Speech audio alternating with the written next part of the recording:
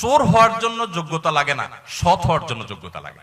সৎ হওয়ার জন্য মেরুদণ্ড শক্ত থাকতে হয়, হিম্মত থাকতে হয়, সৎসাহস থাকতে হয়। বাবাকে বলতে হয়, বাবা আমি চুরি করব না। তুমি অসন্তুষ্ট থাকতে পারো, বাবা আমি 2 নম্বর জিনিস তোমাকে খাওয়াবো না। আমাকে অন্যদের উদাহরণ দিবা না, আমাকে সৎ মানুষের উদাহরণ দাও। যুবকরা বলা যাবে না বাবাকে ইনশাআল্লাহ? বেয়াদবি করা ছাড়া সুন্দরভাবে বলা যাবে না।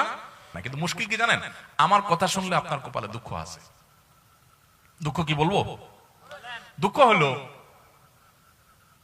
বিয়ে করার জন্য বউ পাবেন না। আরে বউ পাওয়া তো পরের কথা, নিজের মা বাপের কাছেও বিল পাবেন না। মা বাবা দেখবেন খুশি না, বলবে যে কি একটা ছেলে আমার,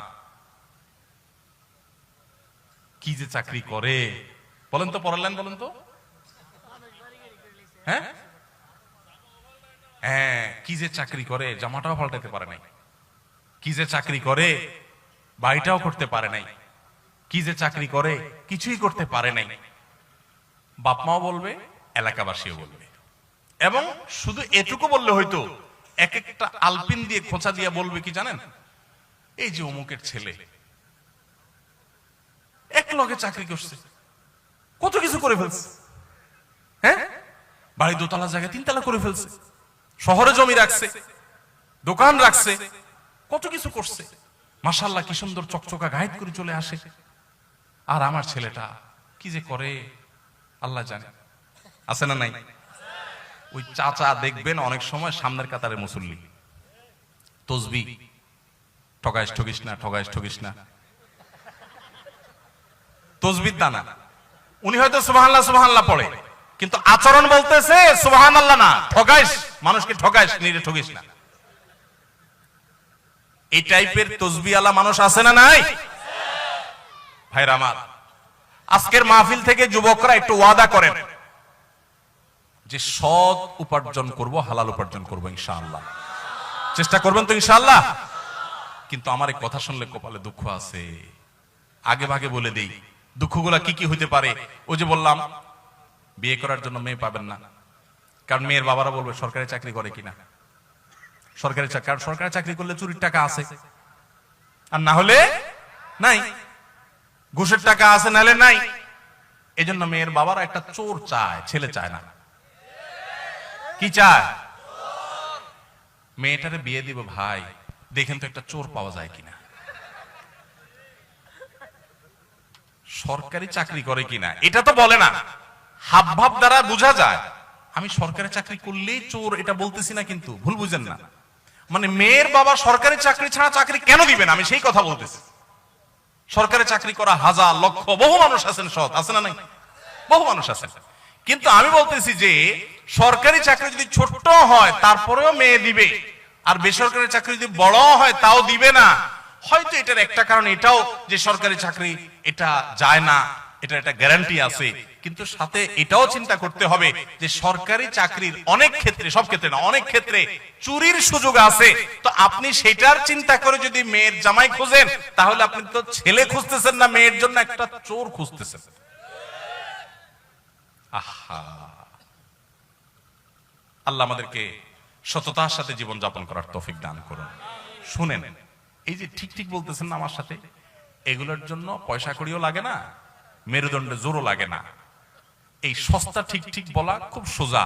ওয়াজ মাহফিলে ঠিকও ঠিক, বেঠিকও ঠিক। হুজুর মাইক দিয়া যায় বলে, পাবলিক হুদাই ঠিক ঠিক কয়। এই ঠিক ঠিকের চাইতে গুরুত্বপূর্ণ কি জানেন? এখানে বেশিরভাগই যুবক সংকল্প করেন যে আমি চ্যালেঞ্জ নেব।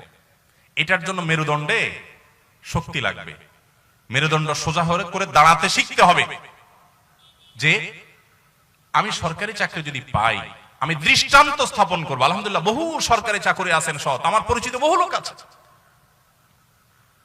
কিন্তু আমি দৃষ্টান্ত স্থাপন করে যে আমি অসৎ হব না। এটার জন্য ওই যে তীর আসবে কোত্থেকে? মেয়ের বাপের তীর মারবে, বউয়ে তীর মারবে, বাপ মা তীর মারবে, এলাকাবাসী তীর মারবে। কি চাকরি করে? যখন বিদেশ যাই প্রবাসী ভাইরা বলে, হুজুর কি বলতাম, মনের দুঃখ, এত টাকা পয়সা পাঠাই তাও মা বাপের মন বুঝতে পারি না। কি যে বিদেশ করো বাবা, তোমার কত পরে গেছে অমুকের ছেলে, পুরো এলাকা কিনে আলেছে, পুরো এলাকা চাচারা, বাবাজিরা, কান খাড়া করে শুনেন, কিয়ামতের ময়দানে জাহান্নামে ওই ছেলেকে ফেলার আগে আপনাকে উপর করে ফেলানো হবে। কারণ আপনি আপনার ছেলেকে চুরি করতে বাধ্য করেছেন। ওই স্ত্রীকে আল্লাহ তাআলা আগে নিক্ষেপ করবেন যে স্ত্রী তার স্বামীকে চুরি করতে বাধ্য করেছে, কারণ তার অপরাধটা আগে হয়েছে। ভাইরা আমার, সৎ মানুষের কোনো দাম এই সমাজে নাই। রাস্তা দেখবেন অমুক ভাই তমুক ভাই সালাম আলাইকুম সালাম আলাইকুম, তাই না? কিন্তু সৎ মানুষ 2 নম্বর পথে টাকা কামাই করে না। এলাকা, প্রত্যেকটা এলাকাতে কিন্তু কম বেশি সৎ মানুষ আছে। সরকারি বেসরকারি চাকরি করছেন বিভিন্ন ক্ষেত্রে সৎ আছে না? বহু লোক এলাকাবাসী কিন্তু চিনে কে সৎ কে অসৎ, তাই না? বেশিরভাগ ক্ষেত্রেই চিনে।